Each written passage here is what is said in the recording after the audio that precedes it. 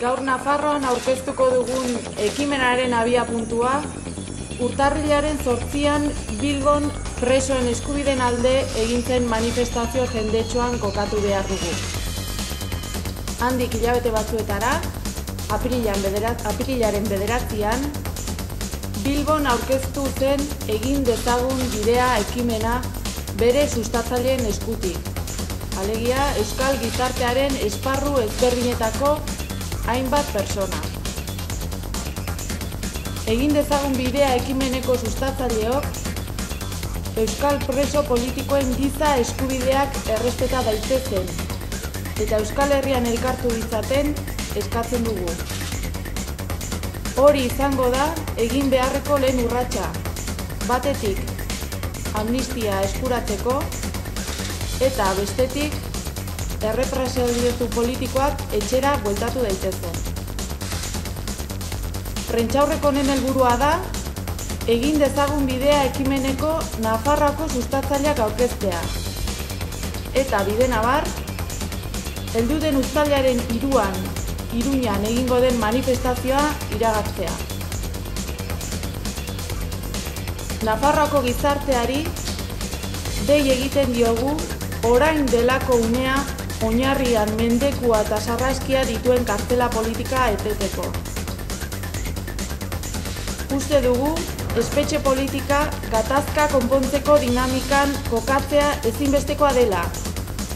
Eta, beraz, beharrezkoa dela presoek jasaten dituzten egoerarik larrienak arinduak izan daitezen. Horiek horrela, irmoki honako hau aldarrikatzen dugu. Eskubide guztiak dituztela, euskal presoak Euskal Herrira. Bizi bitarteko kondena ahalbidetzen duen doktrina indargabetzea. Kondena bete duten presoak kalera. Kondenaren 3 laurdenak bete dituzten presoak kalera. Eritasun larriak edo sendaezinak dituzten presoak kalera. Isolamendua eta bakartzea bukatzea. Dei egin nahi diegu gizarte eta politika eragile guztiei eta gatazkaren mataza askatzeko urratsak egin nahi dituzten persona guztiei Iruñeko kaleak bete ditzaten heldu den uztailaren 3an. Presoak Euskal Herrian elkartzea premia politikoa duen gaia da. Areago, giza larrialdia da guretako. Ankerra da horren beste familiaren sufrimendua luzatzea. Eta iruditzen zaigu, lehenbailen bukatu behar dela horrekin. Alde horretatik, beharrezkoa da kalera atera eta gobernui gure eskaera plazaratzea.